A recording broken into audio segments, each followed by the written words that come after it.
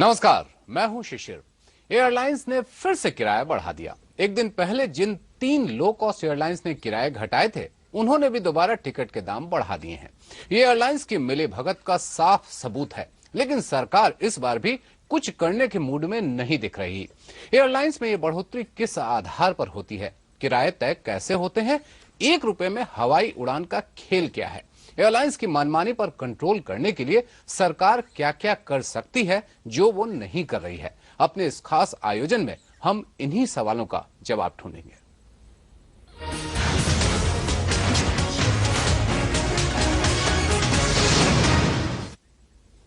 Airlines की मनमानी पर बात करने के लिए स्टूडियो में हमारे साथ हैं एविएशन एक्सपर्ट हर्षवर्धन। बहुत बहुत स्वागत है सर आपका।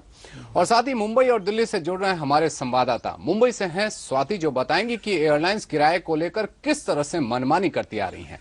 दिल्ली से अतुल मिश्रा हमारे साथ होंगे और वो बताएंगे कि फुल सर्विस करियर्स किस तरह से कम दूरी के लिए ज्यादा किराया वसूल रही हैं।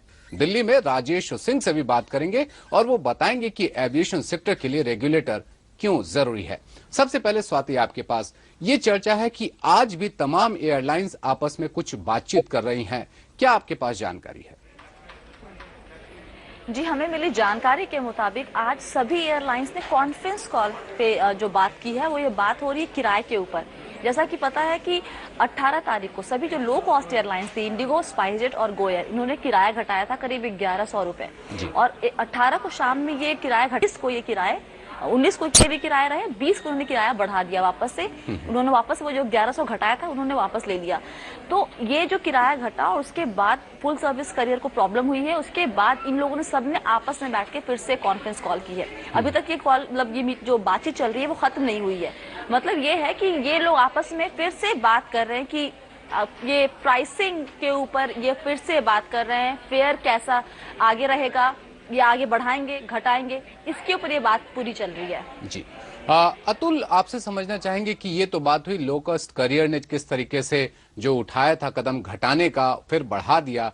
क्या आपको फुल सर्विस करियर से भी ऐसी कोई जानकारी मिल रही है कि वो भी कुछ ऐसा करने वाले हैं, ऐसी कोई बात?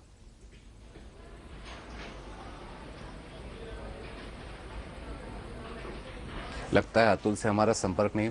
हर्षवर्धन साहब, सबसे पहली चीज, ये किराया घटाने बढ़ाने का जो खेल है, मनमाने तरीके से करते हैं, क्यों ऐसा? क्या कोई मैकेनिज्म हमारे पास है ही नहीं?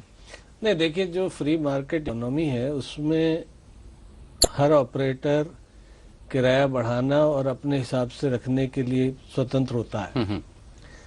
जो अभी जो परिप्रेक्ष्य आ रहा है, जो ऑब्जेक्शन की बात यह है कि वो सारे एक कार्टेल के तहत ही काम कर रहे हैं जी। और जिस तरह से पिछले 5 महीने से स्थिति बनी हुई है, सब एयरलाइन जहां पहले एक ओपन कंपटीशन में थे, फिर उनमें से कुछ उसके घटक कम हुए, एयर सहारा जेट एयरलाइंस में मर्ज हो गई, किंगफिशर ने दूसरा डेक्कन को मर्ज कर लिया। तो किंगफिशर, जेट एयर और एयर इंडिया, ये 3 मेजर प्लेयर्स मिला के कोई 70% मार्केट होल्ड करते हैं। उसके बाद जो लो कॉस्ट कैरियर है उनमें स्पाइसजेट और इंडिगो मेजर प्लेयर्स हैं जी। तो अभी तक क्या था कि सबसे पहले आप एक अंडरस्टैंडिंग में, क्योंकि अब नंबर ऑफ प्लेयर्स कम हो गए तो इट बिकम। दूसरा इशू क्या है कि कहीं ना कहीं सरकार ने इनके जो कार्यकलाप थे उनकी तरफ देखी रखी। अब इंडस्ट्री जो है फाइनेंशियल क्राइसिस से गुजरी है और अभी भी गुजर रही है, इसमें तो देखिए कोई शक नहीं है। पर उसके लिए आपको क्या समाधान ढूंढना है, क्या फेयर इंक्रीज एक सोल्यूशन है, दूसरा इतना स्टीप फेयर इंक्रीज का क्या इम्पैक्ट होगा जी। तो मेरा अपना मानना है कुछ हद तक इंडस्ट्री में एक भ्रम की स्थिति बनी हुई है। वो उनको ये समझ में नहीं आ रहा है कि कम किराए पे ज्यादा पैसेंजर ले जाके हमारा वायबिलिटी पहले आएगी या ज्यादा किराए पे कम पैसेंजर ले जाके वायबिलिटी आएगी। तो अभी एक स्थिति, ये जो पिछले कुछ दिनों में आपने देखा, ये कोई एक वेल प्लान्ड स्ट्रेटेजी नहीं थी। अब जैसे ही आप एक एक्शन लेते हैं उसका आपको कमेंसरेट रेस्पॉन्स नहीं मिलता है। जैसे आपने देखा कि जनवरी में जो घटाया उसके बाद बावजूद भी जो है 15% का पिछले साल के मुकाबले ड्रॉप रहा, which is a very significant. चलिए, हमारे साथ जुड़ गए हमारे संवाददाता अतुल। अतुल, जैसा कि स्वाति बता रही थी कि लो कॉस्ट जो करियर्स हैं वो आपस में बातचीत कर रही हैं, उन्होंने जो किराए में कमी की थी वो उसको वापस ले लिया है। क्या फुल सर्विस करियर जिन्होंने सस्ते किराए का जो एक लॉलीपॉप फेंका था कि 1 रुपए में आपको है जैसे या 300 रुपए में है, क्या उसको भी वो वापस ले रही है जो लो प्रमोशनल फेयर्स थे? शिशिर, देखिए, बिल्कुल इस मामले में अगर हम देखें तो एयरलाइंस का जो सस्ते टिकट का खेल है, ये बहुत ही एक ऐसा खेल है कि जिसमें कस्टमर्स के पास, यात्रियों के पास कोई ऑप्शन नहीं रहता। क्योंकि इस तरह से हम देखें तो जो एयरलाइंस 1 रुपए का टिकट कहती हैं, 99 रुपए का टिकट कह रही हैं, या बेस्ट टिकट जो कह रही हैं, डे की डील, बेस्ट डील कह रही हैं, वो एक्चुअली 3-4 किसी भी फ्लाइट में 3-4 से ज्यादा वो सीटें नहीं होती। तो आप अगर टिकट बुक करेंगे तो वहां पहले देखेंगे कि ऑलरेडी बुक्ड है वो, और अगर नहीं भी बुक्ड होता, खाली भी होती, तो ऐसी 2-3 ही टिकटें हैं। तो ये आप देख सकते हैं कि इसके अलावा जो बाकी अगर इंक्रीज भी फेयर में होता है तो वो एक तरह से सारे टिकट में एक साथ किराया बढ़ाया जाता है। तो कुल मिला के देखें तो वहां कस्टमर के पास ऑप्शन नहीं होता है कि वो क्या करे, उसको मजबूर होकर फिर वो हाई फेयर्स लेने पड़ते हैं। जी, मतलब सस्ते का कोई विकल्प नहीं है, और यात्रियों की सबसे बड़ी परेशानी ये होती है कि वो उस लालच में तो चला जाता है कि मुझे सस्ता टिकट मिलेगा, और खासतौर पे जो प्रमोशनल फेयर यहाँ पर अनाउंस किए गए हैं वहां पर अभी भी भ्रम की स्थिति बनी है कि क्या फुल सर्विस करियर उसे भी वापस ले लेंगी।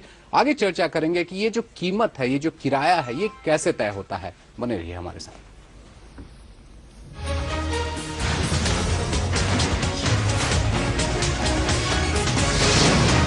आप देख रहे हैं हमारा खास आयोजन, और इस आयोजन में एविएशन एक्सपर्ट हर्षवर्धन हमारे साथ बने हुए हैं। मुंबई से हमारी संवाददाता स्वाति, दिल्ली से अतुल मिश्रा और राजेश सिंह भी जुड़े हुए हैं।